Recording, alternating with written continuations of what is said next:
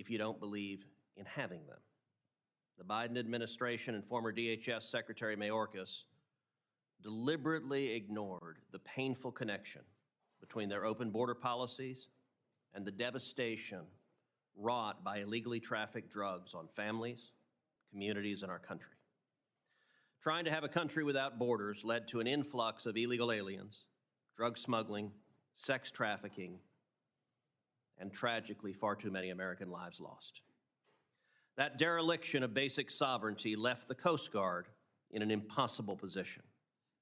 The Coast Guard has admitted it missed opportunities to intercept drugs because it was overwhelmed chasing and catching illegal immigrants. Despite the Biden administration's lack of interest in border security, Republicans were able to make some progress. In the Coast Guard Authorization Act of 2022, I secured funding for a blimp-based radar system at South Padre Island to combat drug runners, poachers, and human traffickers. Today, it is still protecting South Texas. Similarly, my provision requiring data sharing between CBP and the Coast Guard is streamlining interdiction in the southern maritime border, halting illegal incursions into the United States. In contrast to Democrat ambivalence about the border crisis, President Trump and congressional Republicans are making real gains in border security through the Coast Guard. In the last month, the Coast Guard interdicted an historic amount of illegal drugs. Just last week, it offloaded 37,000 pounds of seized cocaine, worth $279 million. That's going to make a real difference in keeping communities safe from criminals and addiction. But protecting Americans from deadly illicit narcotics extends beyond our borders. We also need to reverse the Biden administration's dangerous policies in the Middle East, where maritime drug running bankrolls Iran's malign activities. Coast Guard cutters recently caught advanced weapons originating in Iran and bound for the Houthis in Yemen, as well as hundreds of kilograms of methamphetamines, heroin, and other illegal drugs from Dow in the Arabian Sea. The Coast Guard and other federal agencies have been catching and releasing Iranian drug runners, meaning there was no consequence beyond losing cargo for financing terrorism. Let me be clear. Catch and release is a disgrace and an insult to those who've lost their lives to Iranian terrorism. That's why I've included language in the Coast Guard Reauthorization Act of 2025 to empower the Coast Guard and the Navy to respond forcefully to Dow's running drugs and weapons when they've helped finance Iranian terror. Under President Trump's leadership, we need to pass the Coast Guard Reauthorization Act and end the catch and release approach to Middle East drug enforcement. That legislation, which has broad bipartisan and bicameral support, would also close a loophole in the ability to prosecute cartels for drug smuggling on remotely operated drone ships, like the one in the hearing room today. We also need to enact the Pay Our Coast Guard Act, which I will reintroduce this week along with Senator Cantwell, Sullivan, Baldwin, Wicker, and Blunt-Rochester, to ensure that the Coast Guard is no longer the only armed service that goes unpaid during a government shutdown. As I've said before, the Coast Guard deserves to be paid without question and without delay. Finally, today we will hear powerful testimony from the unthinkable damage caused by illicit drugs like fentanyl to American families. Texan Jenna Ellinger will testify about the effects this crisis had on her own family. I'm grateful she is here today as she works to turn tragedy into progress, and I look forward to hearing from Mrs. Ellinger and the rest of our witnesses about what law enforcement needs to protect our communities. Another American lost to fentanyl is one too many. I know that Ranking Member Cantwell agrees with me on this point, and that's why we're working together on legislation to stop illicit fentanyl smuggling in the United States. I'm grateful for her partnership in this endeavor, and now turn to her for her opening statement. Thank you, Mr. Chairman, and thank you for having this very important hearing on fentanyl and what our committee and committee jurisdiction can do to stop the scourge of fentanyl. I very much appreciate the witnesses being here, Police Chief of Spokane Chief Hall. And Mrs. Ellinger, so sorry for your loss of your son, Jake. You are such a brave advocate, and thank you. There are many brave advocates like Laura Lynch, who talks in Seattle about the loss of her daughter, Brilliant, and you are making a difference, so thank you for being here today. And I look forward to working with you, Mr. Chairman, as we fight this scourge and work within our committee jurisdiction. Of the 10 states with the highest number of drug-related overdoses, they all host major intermodal hubs. That is to say, states like mine, Washington, and yours, Texas, are clear nexuses to transportation networks. I think we're going to hear from Chief Hall about how those networks allow for the distribution of fentanyl once they are across the border. And overdose deaths continue to rise in most Western states, up 14% in Washington just last year. The supply chain is clear. The Chinese triad sells precursor chemicals to Mexican drug cartels hidden on ships and in air cargoes, and cartels make fentanyl and smuggle it through the United States. They hide fentanyl in personal vehicles, commercial trucks, buses, trains, planes, and even on unmanned aerial vehicles. So this is a danger to our national security and our transportation security. It is very highly toxic. So it is, Mr. Chairman, the jurisdiction of our committee to have oversight over transportation security. Last year, I fought for more non-intrusive inspection technologies at U.S. Customs and Border CBP, who I know we'll hear from as well, about how it now has 370 large non-intrusive inspection systems and more than 4,000 small systems across various ports of entry. I've seen firsthand how this helps us detect better the next generation of technology. Vapor technology could be developed by our Pacific Northwest Lab and the University of Washington to increase even the speed and accuracy of this analysis. Our national lab's Vapor ID accurately detects and identifies the vapors from illicit drugs and explosives in real time in extremely small amounts. Rather than using surface swipes or the pulse of air for analysis, the system sniffs the vapors much the way a trained canine can detect explosives. So our borders are not our only problem, but this fentanyl detection at our borders is working. We need to do more. Fentanyl smuggling happens every day within the borders of our country, on our interstates, on our Amtrak, at our bus terminals, at our airports, and concealed U.S. mail. And we must track the activities of these transportation networks. Recent interdiction efforts in the state of Washington illustrates the importance of joint law enforcement efforts at our transportation hubs and networks. Just last October, we had the largest coordinated drug trafficking bust in Seattle. 600 officers from 10 different states, local law enforcement agencies, and they disrupted a violent drug trafficking gang. It resulted from a wiretap investigation of a shipment of fentanyl into the Seattle-Tacoma International Airport. A year-long investigation was led by Homeland Security, the Seattle Police, involving the U.S. Attorney, FBI, DEA, ATF, CBP, Washington State Patrol, the King County Sheriff's Office, and Bellevue, Everett, Renton Police Departments, and Yakima Narcotics and Gang Task Force members. And in January of 2023, law enforcement also conducted a bust at SeaTac, discovering more than 400,000 fentanyl pills in a checked baggage of drug couriers. Traffickers were smuggling millions of pills into Puget Sound. The Port of Seattle Police Department, working with DEA and K-9, seized that fentanyl, and the Phoenix Police Department then arrested the suspects in Arizona. In 2024, the Burien Police Department, King County Sheriff's Office, and DEA seized more than 1 million fentanyl pills and meth and heroin, and traffickers transported hundreds of pounds of drugs in a semi-truck on a regular trip from Southern California into Washington.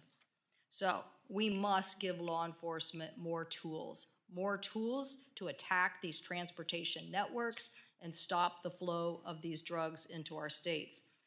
Chief Kevin Hall of the Spokane Police Department with us today has worked closely with federal, state, and local law enforcement for more than 30 years. He'll be speaking to this experience in Eastern Washington.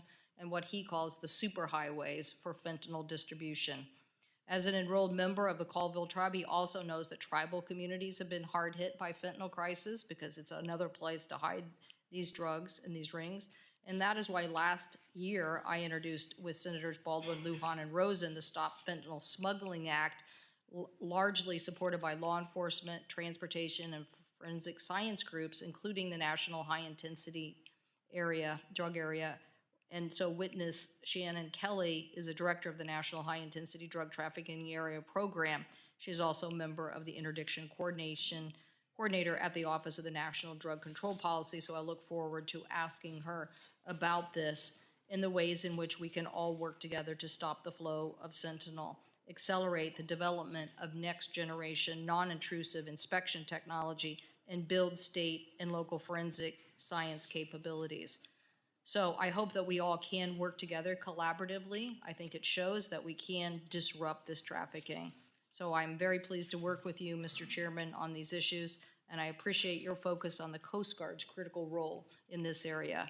I know that the Coast Guard has been working, but we need to do more. I want to acknowledge that the crew of the Coast Guard, Washi, who interdicted more than 37,000 pounds of cocaine worth $275 million earlier this month. I'm also, though, saddened to hear that a crew member was lost at sea, so our thoughts and prayers are with their family and friends. I think, Senator Cruz, you and I have introduced this bipartisan Coast Guard Reauthorization Act, which would increase authorization levels, and I hope that the Coast Guard's critical counter-narcotics mission and other missions will be bolstered in our efforts. We need to do everything, as you have displayed here, that if you leave a territory unaddressed, that is where the drug will flow. So attacking this at all levels is the right idea. And so look forward to working with you as we in this committee tackle the transportation networks that are threatening the lives of young individuals and many more Americans. Thank you, Mr. Chairman. Thank you very much. I'll now introduce the first panel. Joining us on the first panel today is Mrs. Jenna Ellinger, who was the mother of Jake Ellinger of Texas. Mrs. Ellinger is a mom who turned unimaginable grief, the nightmare of every parent, into action after losing her son Jake to fentanyl poisoning in 2021. Since then, she has fought tirelessly to raise awareness about the dangers of fentanyl, to advocate for stronger drug policies, and to work to ensure that no other family has to endure the same devastating loss. Our second witness is Mr. Kevin Hall, Chief of Police for the City of Spokane, and he's been on the front lines of the fight against the fentanyl crisis. Thank you, Chief, for your service. Thank you both for being here. Mrs. Ellinger, you are recognized for 5 minutes, and I understand that you'll be starting your testimony with a brief video.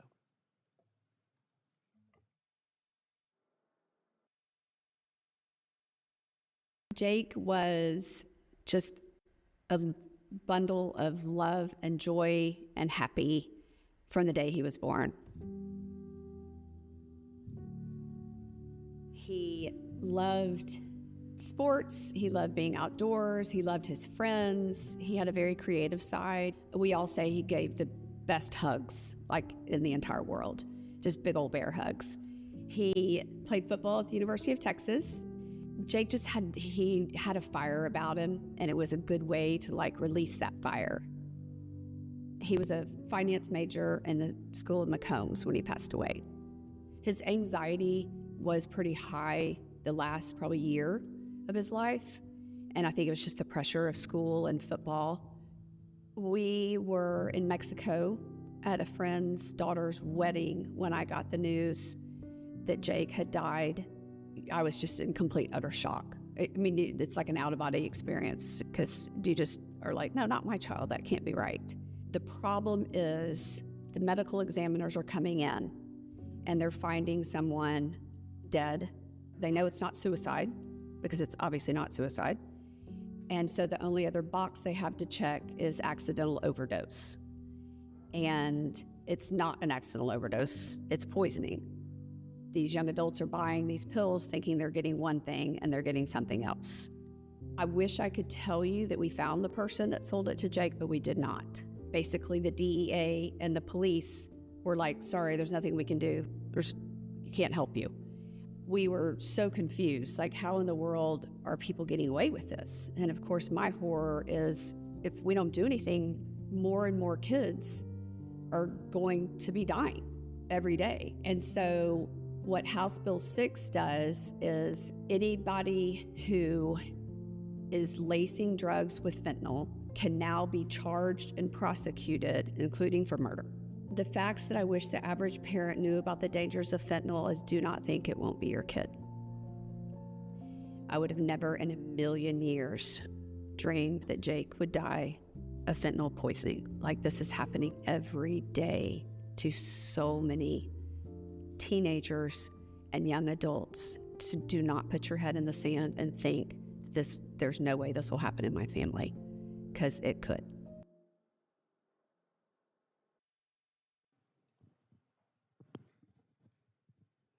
Good morning. My name is Jenna Ellinger.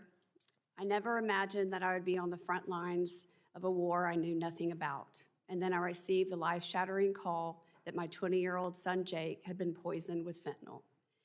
This photo of Jake was taken 10 days before that call. Jake grew up in Austin, Texas. He was a gifted athlete who also excelled in academics. With a score of 35 out of 36 on the ACT exam, combined with his stellar high school grades and athleticism, Jake was recruited to play linebacker by a number of top-tier universities, including Stanford, Yale, Brown, Penn, and Dartmouth. Jake passed on those incredible offers so that he could play football at his dream school, the University of Texas. His dad and I went to UT, and his brother Sam was then UT's quarterback. Jake wanted to play football with his brother on the team he had been an avid fan of his entire life. Jake was admitted into the Macomb School of Business as a finance major, became a member of the Texas Silver Spurs, and was a UT football player and a straight-A student. In the spring of 2021, as a sophomore, he was looking forward to his upcoming summer internship at Dell, and his little sister Morgan joining him at UT in the fall. On May 6, 2021, I received that horrific call. Jake had taken a counterfeit Xanax that had been laced with fentanyl. As with many things, until you've lived it, the reality of such devastation is difficult to fully understand. To our family's further devastation, when the death certificate was issued, the DEA and the Austin police informed us that they were closing their investigation because the manner of death on the death certificate was classified as an accident. Jake's death was not an accident. He was killed, literally poisoned to death. Labeling the poisoning and murder of my son as an accident resulted in the premature closing of federal and local law enforcement investigations, ensured that no one will ever be arrested for poisoning and killing Jake, prevented the case from ever reaching prosecutor's desk. I hope no other families have to live through the additional nightmare that their child's killer will never be arrested or prosecuted because a medical examiner labeled their child's poisoning as accident for statistical purposes. Through my experience, I learned that there were few to no consequences for murdering someone by poisoning them with a fentanyl-laced pill. Most laws address larger quantities of drugs, not the mere 2 milligrams of fentanyl that is considered a lethal dose. As a result, those illegally manufacturing and distributing fentanyl remained on the streets and continued killing our children, one pill at a time, with little fear of prosecution. Thankfully, with the help of friends, we were able to pass a law in Texas addressing this vacuum in the law. Our legislation requires medical examiners to classify death from a fentanyl-laced substance as what it is, poisoning, and created a murder offense for the unlawful manufacture or distribution of fentanyl resulting in death, including from just one pill. Now in the state of Texas, on the death certificate, it is described as fentanyl poisoning, thereby keeping law enforcement investigations from prematurely closing, and illegally manufacturing or distributing a fentanyl-laced substance that results in death, even from one pill, may be prosecuted as murder. And those poisoning Texans can no longer kill one pill at a time without fear of arrest and prosecution and are being taken off the streets. And other families may not have to live with the fact that no one will ever be prosecuted for killing their child or their loved one. The law has been effective. Before this law, there were no Texas state murder charges for deaths from one fentanyl-laced pill. In the first 8 months, there were approximately 25 murder charges. To date, there have been nearly 60 murder charges. But we're just one state. We need federal laws to accomplish these goals and more nationwide, including stopping the distribution of fentanyl in our country. Senators, our country is at war and we're losing the war, as evidenced by fentanyl becoming the #1 killer in the United States for ages 18 to 45. It impacts all races, religions, socioeconomic statuses, and political affiliations. This lethal epidemic is killing young Americans and destroying families. I'm just one mom who lost her precious son. You are among the most powerful people in this country, and there is no higher use of that power than to save someone's child and perhaps even your own. Thank you for listening. God bless you all. Thank you, Mrs. Ellinger. Thank you for the difference you're making in our home state of Texas, and thank you for speaking to the American people today, and I hope that Congress hears your words today. Thank you. Chief Hall. Chairman Cruz, Ranking Member Cantwell, and members of the committee, thank you for the opportunity to testify on the fentanyl crisis, an issue of national urgency that devastates communities across the country, including my own in Spokane, Washington. My name is Kevin Hall. I'm honored to serve as police chief for the city of Spokane, the second largest city in the state of Washington. I was appointed to the position in August of 2024 after previously serving more than 32 years in the Tucson Police Department in Tucson, Arizona, the last nearly 8 years as assistant chief. My 33-year career in policing has focused on violent crime, addressing the impacts of drugs and drug trafficking, and public safety at both local and national levels. Since 2019, the annual number of opioid drug overdoses has doubled in Washington state, and Spokane's opioid deaths have surpassed the state's average. Recent reports by the CDC and DEA illustrating national declines in fatal drug overdoses are not the reality in Washington state. The Spokane Fire Department's calls for overdoses have increased 30% in 2024 over the previous year. Like every other urban police agency in the country, the Spokane Police Department continues to allocate more and more resources to address open-air drug use, fatal drug overdoses, and the overall harm caused to the community by fentanyl. The Spokane County Medical Examiner reported at least 346 opioid-related deaths last year, over 75% involving fentanyl. The economic toll is staggering. The Senate's Joint Economic Committee estimated the opioid crisis cost the U.S. $1.5 trillion in 2020 alone. Fentanyl's impact stems from its potency, 40 to 50 times more lethal than heroin, and its alarming accessibility. From my experience in southern Arizona, I know that most fentanyl enters the U.S. through legal ports of entry, concealed in commercial cargo trucks, passenger vehicles, trailers, and RVs. Recent seizures highlight the scale of trafficking along transportation routes. In Tucson, law enforcement intercepted 1.7 million fentanyl pills in just 2 stops in late 2024. Spokane's supply chain follows similar patterns, moving drugs from Mexico along interstates I-19, I-10, and I-5 before reaching eastern Washington via I-90. Spokane officers have recently encountered bulk powder fentanyl, an emerging and highly dangerous trend. Fentanyl trafficking has direct and violent consequences. A harrowing example of this occurred in Spokane when an investigation where traffickers using I-90 transported bulk fentanyl pill loads to Spokane from the Tri-Cities area. Spokane PD and federal partners, after an intensive investigation, interdicted the trafficker, resulting in a violent midday shootout with Spokane police officers that endangered innocents, including small children who were in the area. 2,000 fentanyl pills were seized from the car that the suspect was traveling in. Elsewhere in Washington, drug traffickers have used commercial trucks, passenger rail, and even commercial airlines, as seen in a 2023 investigation at Seattle-Tacoma International Airport, where 400,000 fentanyl pills were found in checked baggage. The U.S. Department of Homeland Security estimated that drug traffickers were bringing millions of pills a month into the Seattle region via drug couriers' checked luggage. Another separate investigation in Seattle in the fall of 2024 culminated in the arrest of 12 violent fentanyl traffickers, the seizure of significant amounts of fentanyl, dozens of weapons, and highlighted what effective federal and local law enforcement partnerships look like, with the Department of Homeland Security, Seattle Police Department, U.S. Attorney General's Office among the agencies involved. This investigation directly stemmed from the previously mentioned checked baggage investigation at SeaTac Airport. Interdicting fentanyl requires strong partnerships between local, state, federal, and tribal agencies. We must enhance these collaborations with improved technology and resources. That is why I respectfully urge Congress to pass the Stop Smuggling Illicit Synthetic Drugs on U.S. Transportation Networks Act. This legislation would expand non-intrusive inspection technologies such as drive-through and mobile X-ray sensors, specialized canine resources, vapor technology, to strengthen our ability to detect and disrupt fentanyl trafficking before it reaches our streets. The fight against fentanyl is urgent, it's real. Strengthening our enforcement capabilities will save lives. Thank you for your time, and I welcome any questions. Thank you, Chief.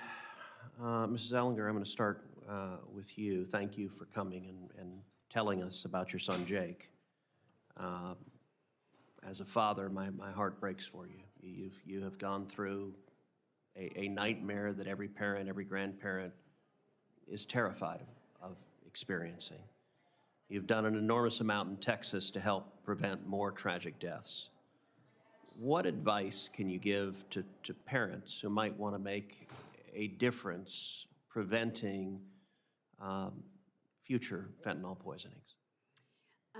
The first thing I would say is that talk to your kids about drugs. Use the word fentanyl. Don't be afraid to talk about it. Share statistics. Explain how dangerous it is compared to when we were growing up. And also, I would say for kids that, might have a lot of pressure on them, kids in our society have a higher rate of anxiety than ever before. And to take the stigma away of it's okay if you need help. Like if you feel like you need some counseling or whatever that is, that it's okay to ask for some help and do not turn to a counterfeit, drug to try to make you feel better. An illustration that a DEA agent told me in Texas of just the potency of fentanyl is he took a sweet and low packet, said tear it open and empty the contents out so that there's nothing in it. And then he said, stick your finger inside the packet and remove your finger, and you have a couple of little tiny specks of sweet and low. Exactly. That's enough fentanyl to kill you. I can tell you, I've done that with our girls and tried to convey the point, but you're terrified that a teenager, a young adult at one party, somebody gives them some stupid pill, and that's their last moment on earth. Through your hard work, the Texas Penal Code now criminalizes the delivery or manufacture of fentanyl that results in death. And the code requires medical examiners to properly classify fentanyl poisoning deaths. As you noted, over 60 drug peddlers have already been charged in Texas with murder since the law went into effect. Have you spoken with others in Texas about what these changes have meant to them when the tragedy of fentanyl poisoning occurs, and what have they told you? Yes, unfortunately, I've made a lot of new friends because of this tragedy. Pain is a really strong motivator. And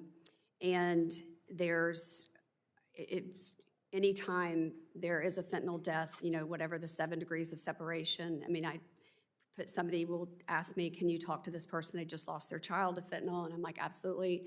Send me their phone number, and I can literally pull up my phone and just type in fentanyl, and 30 names of people I never knew before come up in my phone.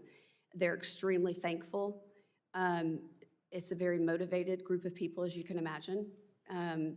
Parents that have lost their children, probably one of the most motivated group of people. And there's also, just in Austin alone, there's a group called Angel Moms, and there's probably 60 of these mothers who have lost their children to fentanyl, and that's in Austin, Texas only. Wow. In the video you played, you said that you were unable to determine who sold the drugs to your son, Jake. In the last Congress, I passed legislation called the Trank Act to help improve the technology for detecting and identifying fentanyl and other related drugs. And Senator Cantwell and I are now working on new legislation in this space. how important is it for families to have the technology in place to track the origins and pathways that these drugs travel into the country? I think it's extremely important. I mean, yes, shockingly, the DEA could not open Jake's phone to retrieve any information to find anyone responsible. My understanding is that these young adults are buying these counterfeit pills, thinking they're getting one thing and getting killed, through social media platforms like Snapchat and things like that. So I know that's how they're coming through. And then I also know that they are also being delivered through rideshare apps. So there is definitely a problem between all of the different social media and technology applications that these young adults use and have their hands on, not understanding the dangers of them. Yeah. The record illegal immigration flows during the Biden administration have clearly taken a toll on the Coast Guard's counter-drug mission. And so I'm going to submit to the hearing record a DHS Office of Inspector General report entitled "The Coast Guard Faces Challenges Interdicting Non-Commercial Vessels Smuggling Drugs into the United States."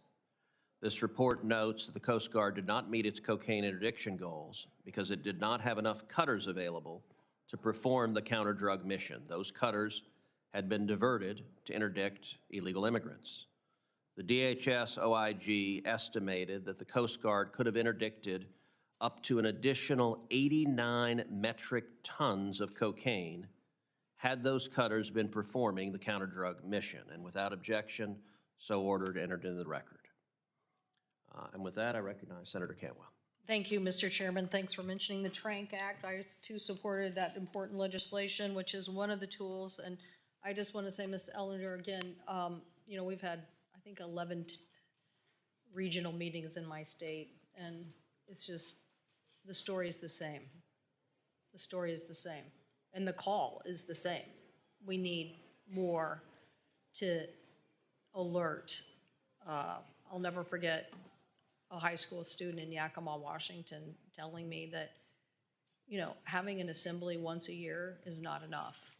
You should be telling high schoolers every day, do not take anything given to you by anyone other than a healthcare provider. Just don't. And I think that we have to amplify on many different fronts.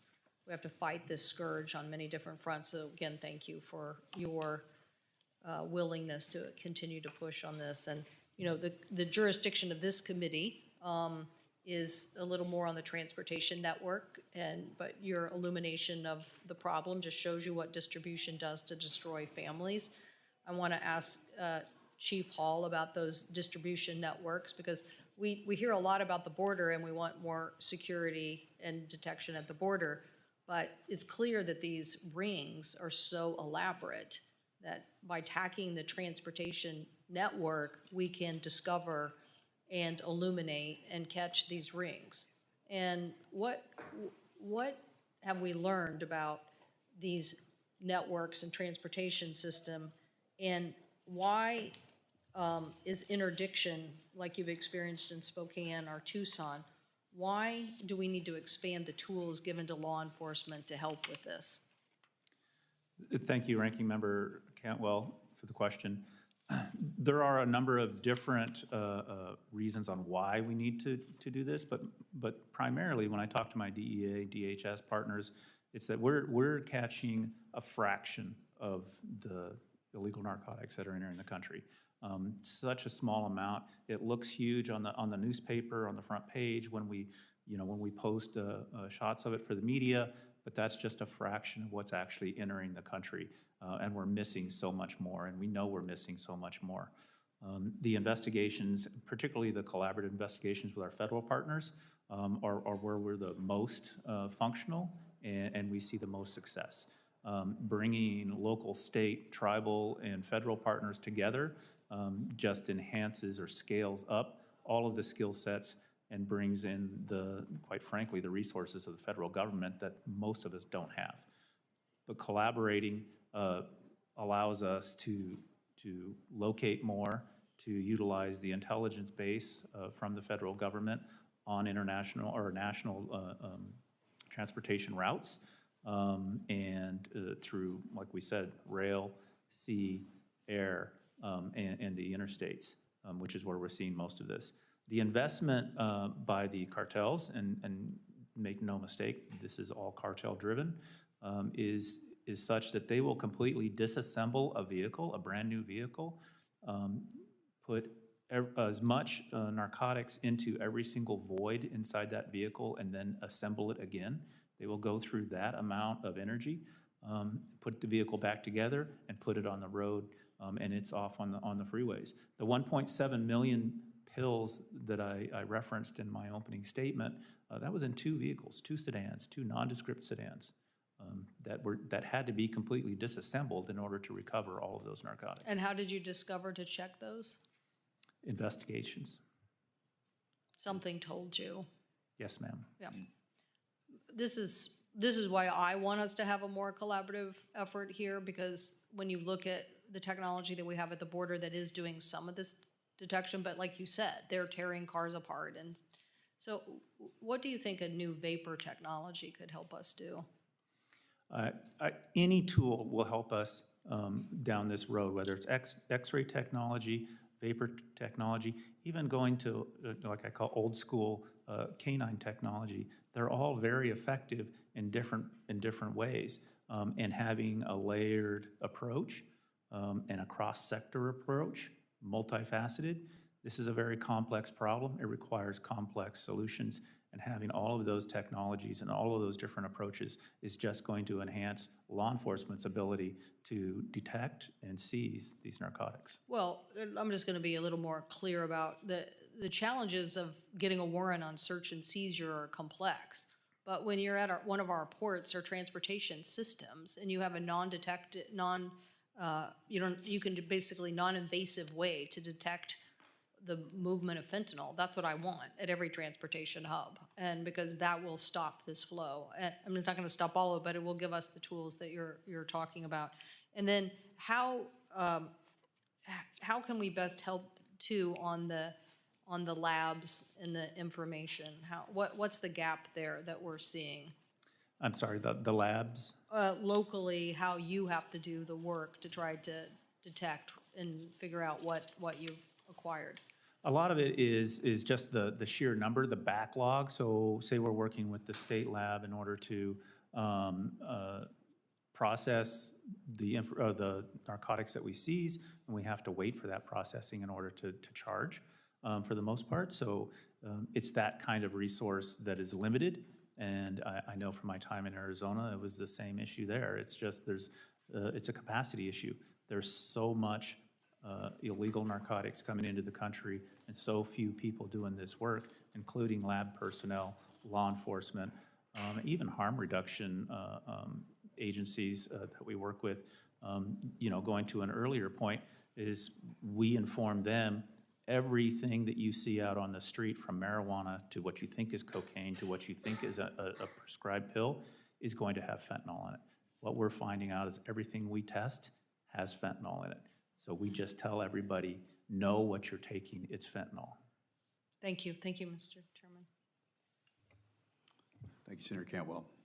There's roughly 1,000 miles between my home in North Carolina and the southern border, but on average, 9 North Carolinians lose their lives every day due to fentanyl. I just want to thank you personally, both for being here.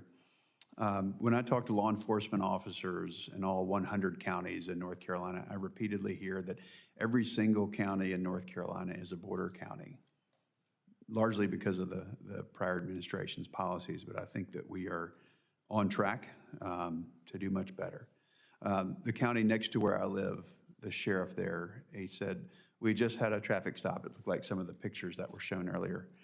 And there was enough in that trunk to kill 250,000 people. Unbelievable. The Chief, while you're here, is there anything else Congress can do to give local law enforcement the additional tools to go after drug and human traffickers? Resources are always scarce, always scarce. I know currently the Department of Justice is holding up grants. I know that they'll come out sooner or later, but those types of grant funding helps us at the local level, helps us at the state level, and it helps our collaborations with HIDAS and different task forces that we have created with the DEA, Department of Homeland Security, Department of Homeland Security Investigations, all those different agencies. We are all facing the same scarcity of resources. Thank you. Ms. Ellinger, thank you for sharing your story, Jake, as well. I would imagine that our children are about the same age. And we don't sit up here, whether it's in this body or across the hall or in the House of Representatives, as theorists. We're all personally affected by this, so it means a lot. I remember when I first ran in 2016, and right before the election, I was given the devastating news that the young volunteer staffer that was driving me that day had just lost his younger brother, about the same age as Jake, and it was from something he thought was just something innocent, but it wasn't. And that brother that survived and was volunteering for me that day gave a speech 2 weeks ago regarding fentanyl, except it wasn't on that side of the dais, it was on this side, because he is now a member of Congress in the U.S. House of Representatives, and he's in the fight in the other chamber. So again, we're not theorists, we're all personally affected by this, and again, I thank you both for what you do. Thank you. Senator Baldwin.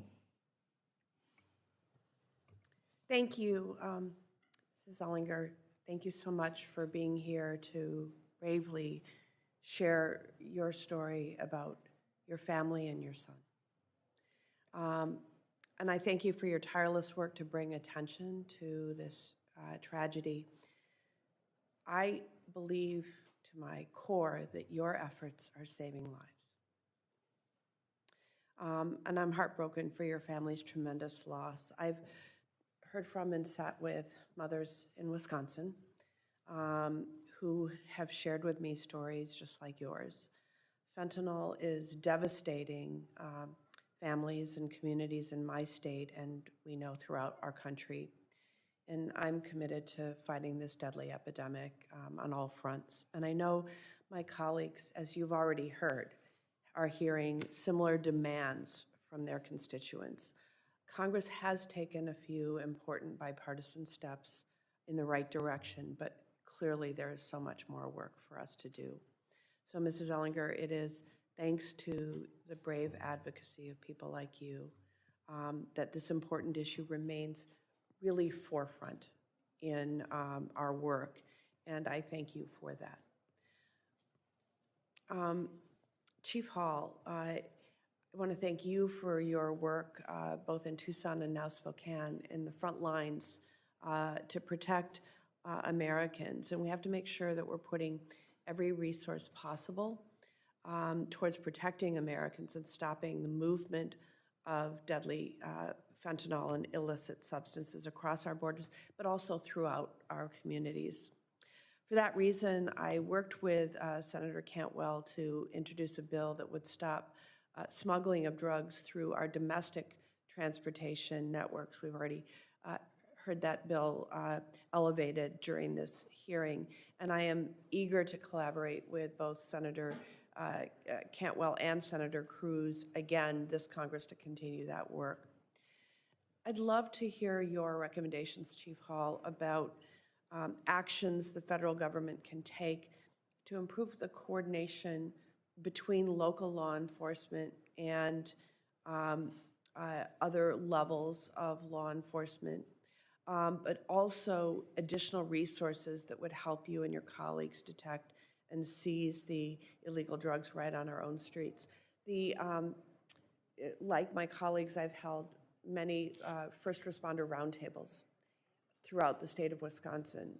And sometimes there are challenges in the various levels that are looking at these distribution networks, these domestic cartels, if you will, and tracking high-level cases versus the work you're doing to find the individual perpetrator in a particular case.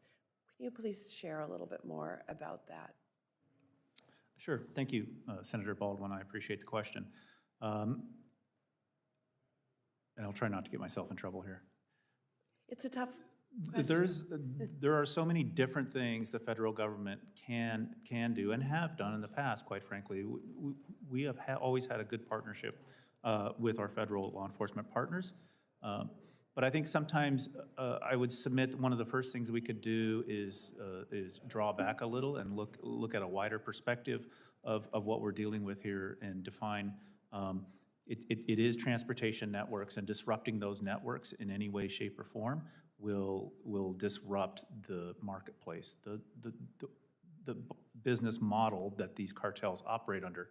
And in that same fashion, I think we can spend a little bit more time providing the training and resources for state and local, and quite frankly, even federal law enforcement to look at how they are funneling money. This is a for-profit business in this model, and it's not giant loads of cash anymore. It's Bitcoin, and it's electronic wallets, and local and state and a lot of federal agencies don't have the sophistication to track that money and seize that money, and quite frankly, in a lot of cases, it's completely untrackable. But those, while we're just now starting to dip our toe in how to go after those funds, those illegal funds gained through, quite frankly, the killing of our children, that would be enormously helpful if we took a look at that, as well as the transportation networks. And as I said before, this is a very complex problem. It's gonna need a very complex solution that crosses sectors and is multidimensional, and that's one of the ways I can think of. We just had this discussion back where I'm from, is how do we go after those wallets and those Bitcoins that are being utilized to hide these illegal funds from the government. Thank you, Chief Hall. So first of all, Ms. Ellinger, thank you for being here. My youngest son is 26, which would be about, if I would guess, Jake's age today. I can't imagine, honestly, how you've been able to do that, so God bless you. God bless you for your strength. Because quite frankly, there's probably a part of you that's just really pissed off. And so pushing that and suppressing that down has got to be really hard.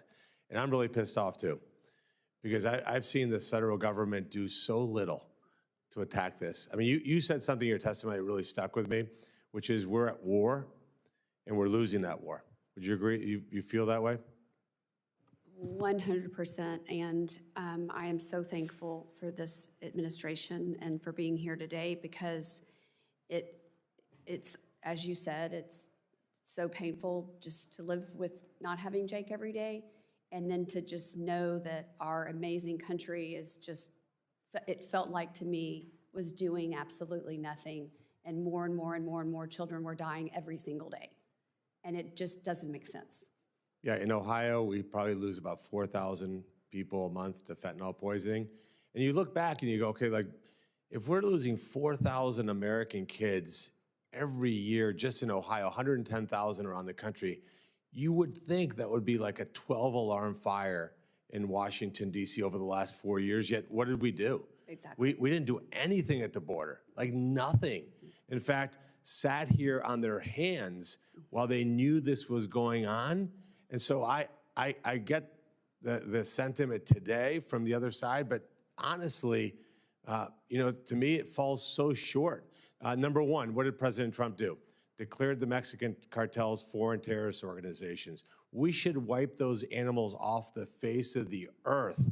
And yet the administration in the last 4 years did nothing about that. We should make anybody who distributes fentanyl an accessory to first-degree murder, and if you're the ultimate supplier of that, then you are a first-degree murder federal charge recipient. Anybody who is involved in the banking of that, in the transportation of that, if you're a tech company and you're allowing the sale of these products, then you, the executives of these companies, are an accessory to first-degree murder. We can't have half measures. If it was my son, I wouldn't be able to sit through this, honestly. How you do it, like I said, I'll repeat it again. God bless you for doing what you're doing. And to my Democrat colleagues, I hope this isn't just words about more government spending, but rather actual attacks on what we're seeing at our southern border, that we treat this as an existential threat to our country. You said, Chief, turn to you, you said this is a for-profit business. This isn't just a for-profit business. This is a multi-billion-dollar-a-year operation that this country is enabling.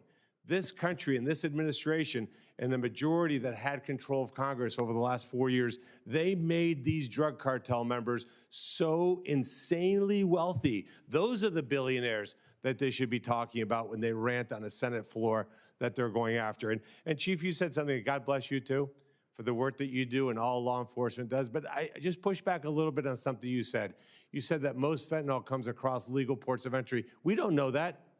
We have absolutely no idea how much fentanyl comes across through non-designated ports of entry, because by definition, we have no idea.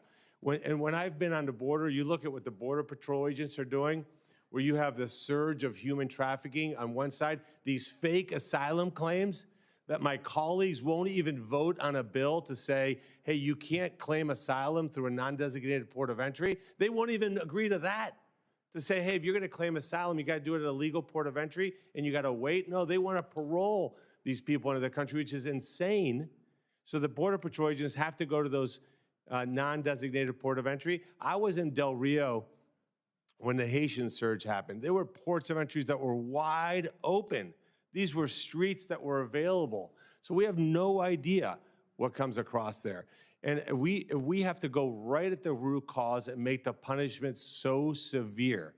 So I'm all for investing more money in the Coast Guard. We have a big lake in Ohio, but I hope that what comes out of this testimony from both of you, and hopefully there's colleagues on the other side of the aisle that have kids that are your kids' age and realize what's really going on, and that we take this moment to say we are not going to allow a 9/11 plane to crash every single day in America, and do something about it. Pass legislation to make this happen. So I urge my colleagues on the other side of the aisle, you abdicated your duties for the last 4 years. Step up and work with us to pass meaningful legislation to attack the billionaires that you enabled on the other side of our border to kill our kids. Thank you. Thank you. Thank you, Senator Moreno. Senator Sullivan, you're recognized. Thank you, Mr. Chairman, and I appreciate the witnesses very much. Mrs.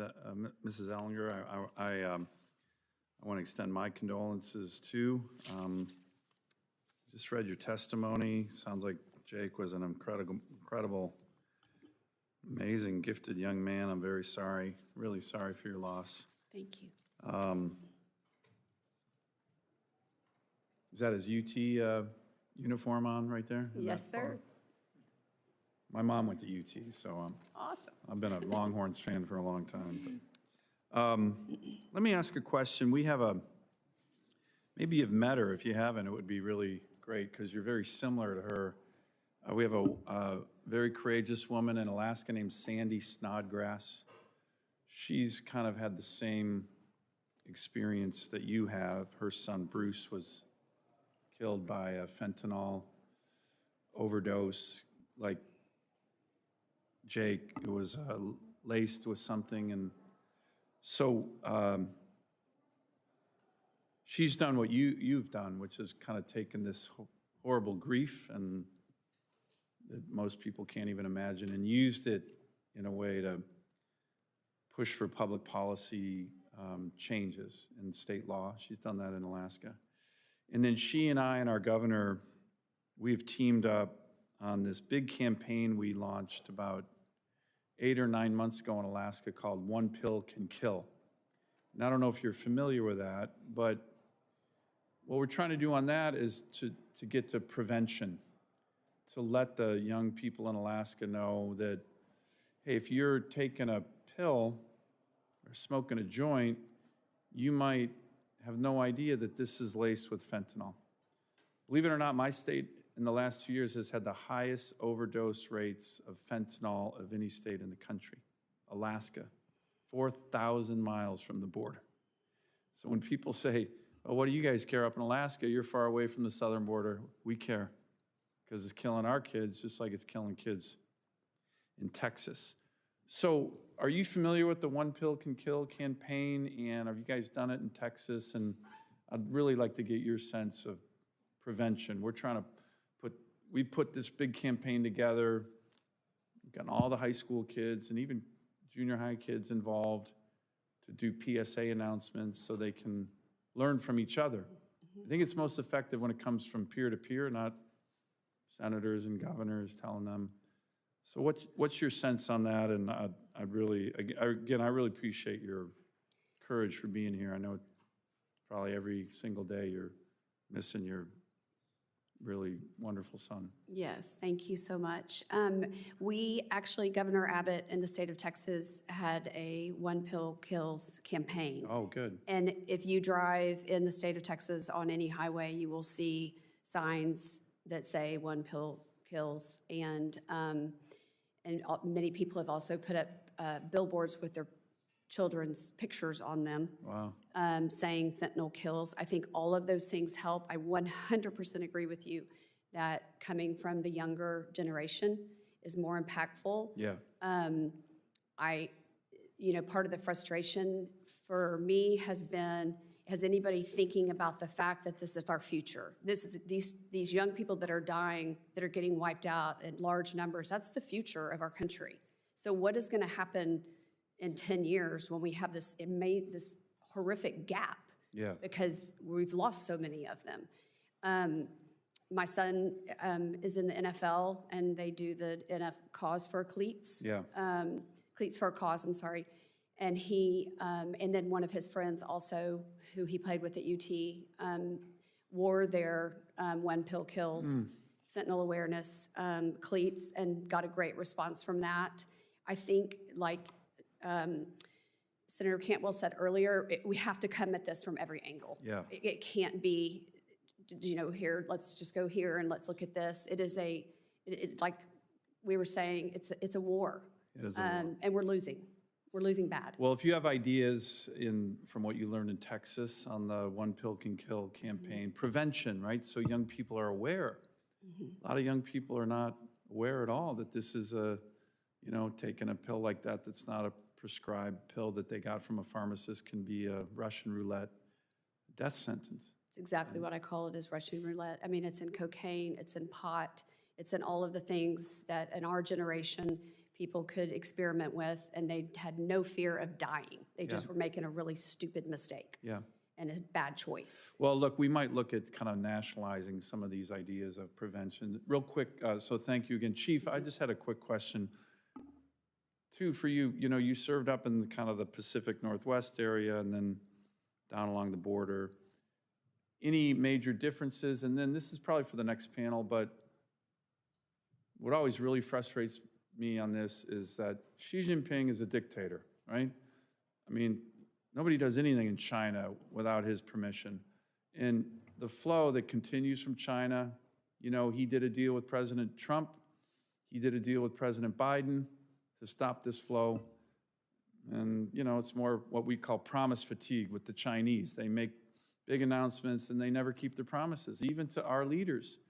So what's your sense on kind of differences at the Pacific Northwest level that you've seen? That's Alaska, of course. And then any sense on the Chinese just ignoring it and wanting to kill young Americans? I'll take the difference between Arizona and Washington first.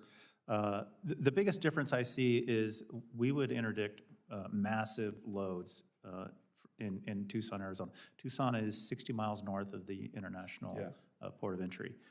And it was nonstop, and it was not unusual to get hundreds of thousands of pills or bulk powder form in the pounds in Arizona. That's much less likely up in Washington. It does happen, as we've seen and as I've testified. It does happen, but not nearly as often. And that's because when it comes from the border, then it gets distributed throughout the nation. So we're getting smaller amounts up there, but the smaller amounts are just as deadly, and we have just as many fatal overdoses, and we have just as many social problems that come from fentanyl. as every other city. So when I look at downtown Tucson and I look at downtown Spokane, if I didn't know where I was at, they would look very similar. And that's the impact that fentanyl has. Great. And maybe for the record, I know I'm out of time, if you could answer the China question. I know it's a tough question, but, you know, I just think they're flooding the zone on purpose. Respectfully, Senator, I'm going to stay out of the geopolitics. I know the precursor chemicals, for the most part, are coming from China, and how we stop those, I'm not sure, because they're not coming to the United States, they're going to Mexico. Yeah. So that would be the realm of you fine folks. Thank you, Chief. Yeah, thank you. Thanks, Mr. Chairman. Senator Sheehy, you're recognized. Thank you for coming today, Jenna. Thank you for taking on this cause. I know you've survived a terrible tragedy in your family, so thank you for turning that into productive advocacy, because it's going to take you know, a whole country to come together to fix this. Chief, question for you. I'm Montana, so not too far from you. Spent a lot of time up in your neck of the woods fighting wildfires, so familiar with Spokane and the surrounding area. You know, what is your feeling on the northern border as far as impacting your communities with regard to fentanyl and drug trafficking? As far as the northern border, what we're seeing is very little coming south from Canada. Almost everything we've seen that we've been able to track, once again with our federal partners, it's all coming up from Mexico along the interstates, like I said, I-19 to I-5, or I-10 to I-5, and then I-90 into Spokane and northern Idaho. We are the urban hub of Eastern Washington, and it all spreads out from there. Yeah, we see the same in Montana, coming up I-15 to Butte and then over. So, and you know, what interface are you seeing at all with the tribal communities and the Pinwar region as far as how they're being impacted by the fentanyl crisis? In the tribal communities, it's a little bit more of an invisible epidemic, because, quite frankly, the tribe, for historical reasons, are far more isolated and have far less trust in the government. And so it's harder to get inroads into the tribes. And I'm speaking from my personal experience as a tribal member. I don't enforce the law on the tribes. I have no jurisdiction. But it is probably far more tragic because it's far more isolated, and it is not as well known on the tribes just because of that. And what do you feel the way ahead is there? Obviously, we feel those same issues in Montana. You know, we have reservation land and tribal communities all across the state, and they're dealing, you know, with this crisis first and foremost. And the first thing I hear from our tribal leaders is the fentanyl crisis is tearing apart their communities.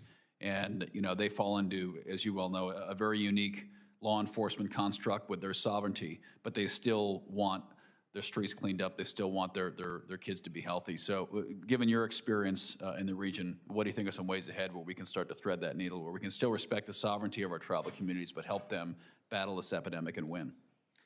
I think much stronger and closer relationships with tribal authorities, local and state and federal authorities.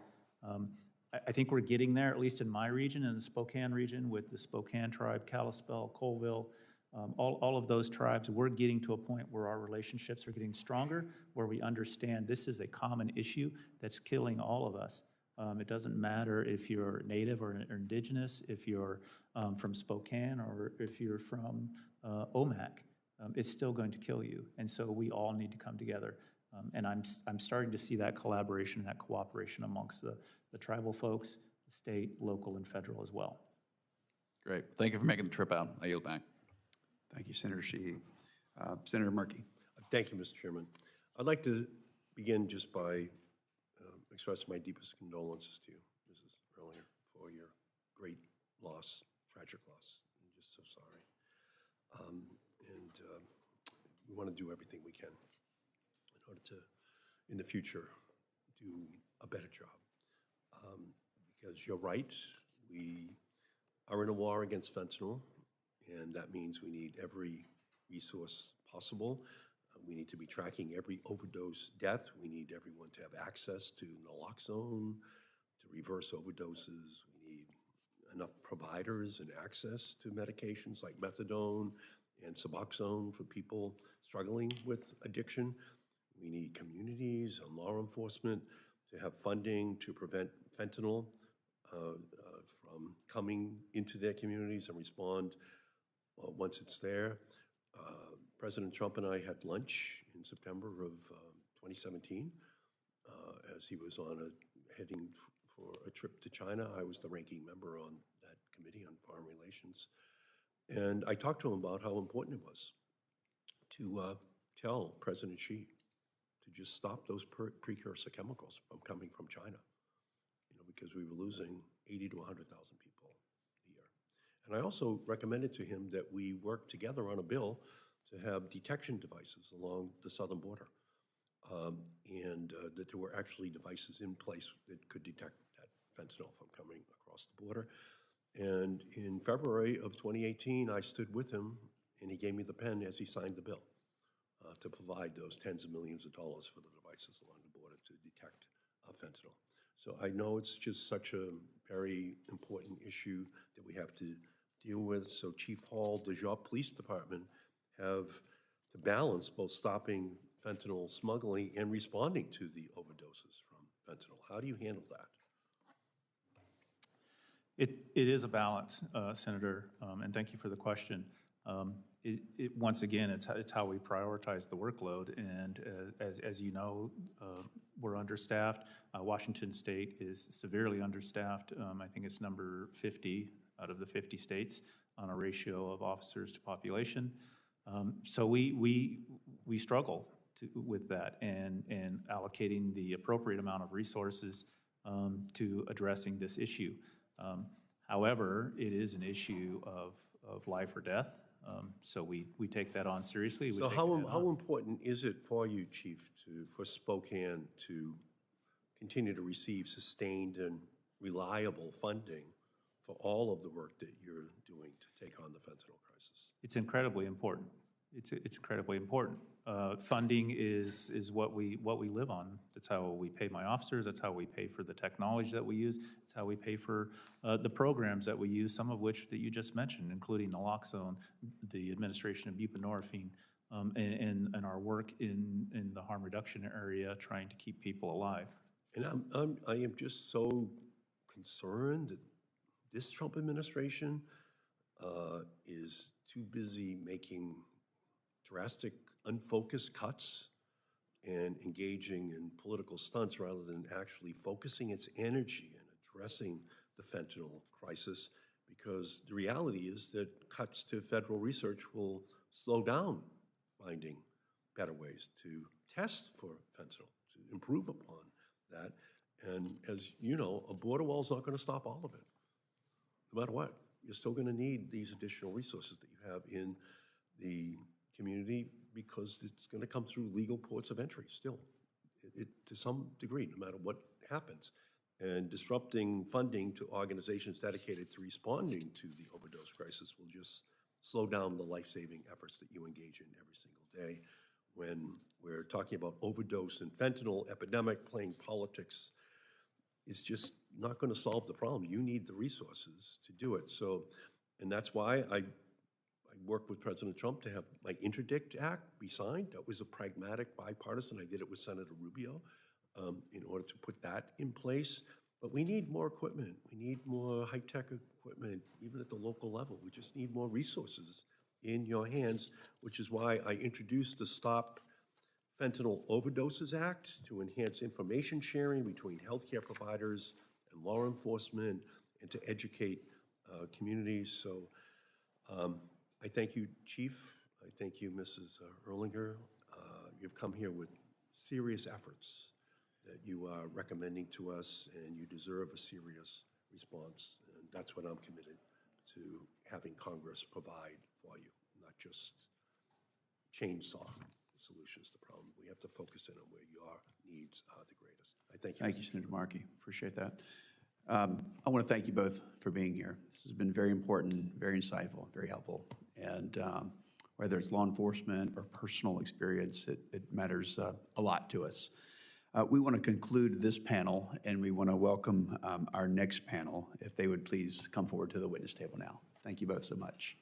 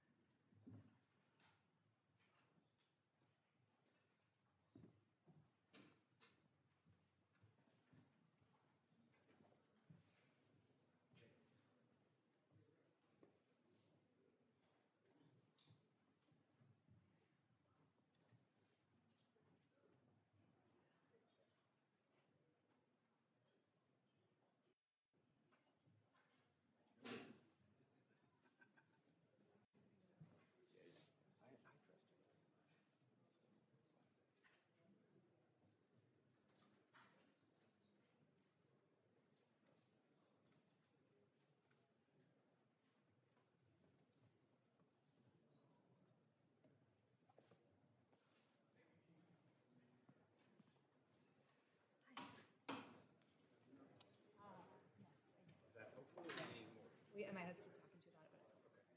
Thank you very much.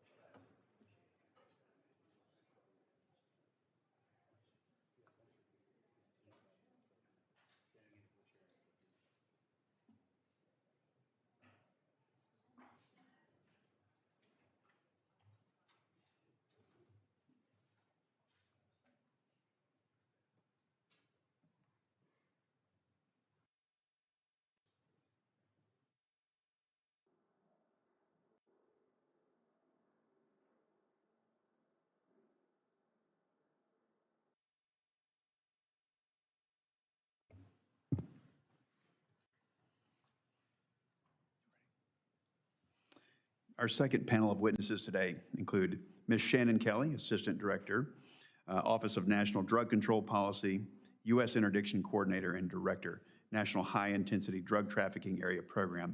Ms. Kelly has more than 2 decades of counter-drug experience and worked previously for the U.S. Department of Justice and the National Drug Intelligence Center. Thank you for being here. Rear Admiral Adam Shamey, U.S. Coast Guard Assistant Commandant for Response Policy. In this capacity, he is responsible for developing strategic response doctrine and policy guidance for all Coast Guard forces, including covering law enforcement activities and border maritime security. And lastly, Mr. Jonathan Miller, Executive Assistant Commissioner, Air and Marine Operations with U.S. Customs and Border Protection. His mission is to safeguard our nation by anticipating and confronting security threats through aviation and maritime law enforcement. Ms. Kelly, you're recognized for your opening statement. Good afternoon. First, I want to thank Mrs. Ellinger for sharing Jake's story with us. She's an eloquent and courageous spokesperson for the many Americans suffering from the illicit fentanyl crisis. Senator Budd and distinguished members of the committee, I'm honored to speak with you today about the challenges and opportunities facing our law enforcement partners as they combat illicit drug trafficking. I'm here today representing the White House Office of National Drug Control Policy, where it is my privilege to serve as both the U.S. Interdiction Coordinator and the Director of the National High Intensity Drug Trafficking Areas Program. As the U.S. Interdiction Coordinator, I advise the ONDCP Director as we create policy and coordinate activities to reduce the flow of illicit drugs across our borders and into our communities. Through its coordination function, the USIC ensures a comprehensive and cogent approach to securing the nation's borders, supporting the President's executive orders on ensuring the territorial integrity of the United States and addressing the national emergency at the southern and northern borders. To make this direction efficient and effective, I draft the applicable portions of the National Drug Control Strategy, the National Interdiction Command and Control Plan, and border interdiction strategies for the southern, northern, and Caribbean borders of the United States. The centerpiece of my team's work is the HIDTA program, which provides federal grant funds to areas determined to be critical drug trafficking regions of the United States.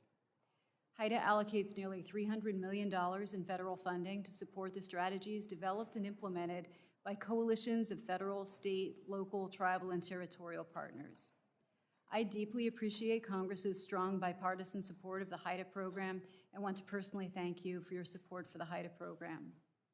This support is critical because as we speak, America is facing the deadliest drug threat in its history. Over the past 25 years, the number of fatal overdoses involving synthetic drugs, including fentanyl, have increased nearly 100 times. And the illicit drug threat continues to transform. We must dismantle the supply chains for illicit drugs and their raw materials and attack the global criminal networks fueling these American deaths. This includes the drug cartels that have inundated the United States with deadly drugs, violent criminals, and vicious gangs. Our federal, state, local, tribal, and territorial partners work tirelessly to interdict illicit drugs, weapons, and proceeds, and to dismantle criminal networks wherever they reside. I look forward to telling you more about the outstanding work of these tireless patriots. As a result of the recent executive order designating cartels and other organizations as foreign terrorist organizations and specially designated global terrorists, we expect to see additional authorities for law enforcement to investigate and dismantle these networks and place new pressure and threat of prosecution on entities that support and enable the cartels. Law enforcement working to disrupt drug trafficking networks need access to telecommunications, automated license plate readers, financial transactions, and illicit firearms data. Developing and deploying these technologies is critical to investigative success. It's equally important these tools are used to maximize investigative efficacy while minimizing any risks to the privacy of innocent Americans. Thank you for the opportunity to speak with you today and to share the perspective from the Office of National Drug Control Policy. Protecting Americans from illicit drugs and the traffickers who harm them is our mission. Our strong interagency partners, as represented by my fellow panelists from the Coast Guard and Customs and Border Protection today, are key to disrupting and dismantling criminal networking organizations. Collectively, our work is leading to real progress under President Trump's leadership, and with your support, I'm confident we will continue to stop traffickers and save lives. I'm happy to respond to any questions. Thank you, Ms. Kelly. Admiral Shamey, you're recognized for your opening statement. Good afternoon, Senator Budd and distinguished members of the committee. I request that my written testimony be submitted for the record. Without objection. Thank you, sir. Thank you for your continued support of the United States Coast Guard and the young men and women who selflessly volunteer to serve our nation. Throughout our 234-year career, our workforce has always been our greatest strength, and I am incredibly proud to serve alongside them. I very much appreciate the title of this hearing, A View from the Front Lines. It's a good reminder for me of why I'm here today, to share with you the successes and challenges of our crews who do the mission every day. Throughout my time in uniform, the best part of my job has always been bragging about my crews. And now sitting before you, I'm honored to share just two of their success stories over the past month. On February 2nd, Coast Guard cutter Joseph Doyle and a Coast Guard aircraft were patrolling south of the U.S. Virgin Islands. The cutter stopped and boarded a go-fast vessel, seizing 2,000 pounds of cocaine and detaining 3 Venezuelan smugglers. Thanks to the crew of that cutter and aircraft, they kept over $16 million of drugs off American streets. On January 23rd, the crew of Coast Guard cutter Weishi was patrolling far off the coast of Mexico when the crew spotted a go-fast vessel with 3 outboard engines.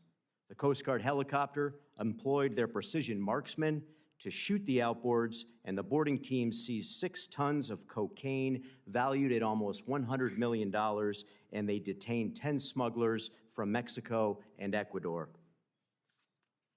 In all of fiscal year 2024, the Coast Guard interdicted 106 tons of cocaine with a street value of $3.2 billion and detained 213 smugglers. That sounds good, but I would call it an average year. This year, our crews have interdicted 108 tons of cocaine, and they have already surpassed last year's total only 5 months into the fiscal year. This pace, however, is not sustainable. For every drug interdiction, each crew has countless stories of engine casualties, electronics failures, and just last week, one cutter discovered a hole in the side of the ship with seawater pouring in. Making our crews' lives even tougher, when they order the parts to make repairs, sometimes we don't have them on the shelf or they're not even available. And sometimes we take the parts off a ship returning to port so another ship can go out to sea. Our crews know we're the world's best Coast Guard, but we need to do a better job to make them feel that way.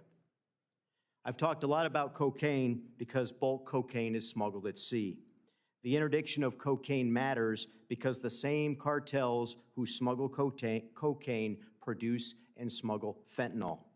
When we interdict the smugglers at sea, we work with our interagency partners in the intelligence community to determine who these criminals are, which cartels employ them, and how and where these cartels operate. Cocaine is the cash crop for transnational criminal organizations, the cartels. Their huge profits from cocaine fund other nefarious activities like human smuggling, weapons trafficking, and production of synthetic drugs like fentanyl. Fentanyl is the leading cause of drug-related deaths in our country, but cocaine still kills upwards of 25,000 Americans every year. Although we rarely encounter fentanyl at sea, the Coast Guard is actively finding new ways to get after this problem. We are working alongside federal, state, local, tribal, and international partners to protect the American people and ensure our national security remains strong. The Coast Guard does a lot of things, but we don't do it alone. Whether in the field, in a skiff, or in a courtroom, we count on each other every day to achieve mission success. We proudly serve alongside the Department of Defense, our many homeland components like Customs and Border Protection and Homeland Security investigations, and with the Department of State and Department of Justice, just to name a few. On behalf of our acting commandant and our entire workforce, active duty, reserve, civilian, and auxiliary, thank you for your enduring support of the United States Coast Guard. I look forward to your questions. And Mr. Miller, you are recognized. Senator Blackburn, Chairman Cruz, Ranking Member Cantwell, and distinguished members of the committee.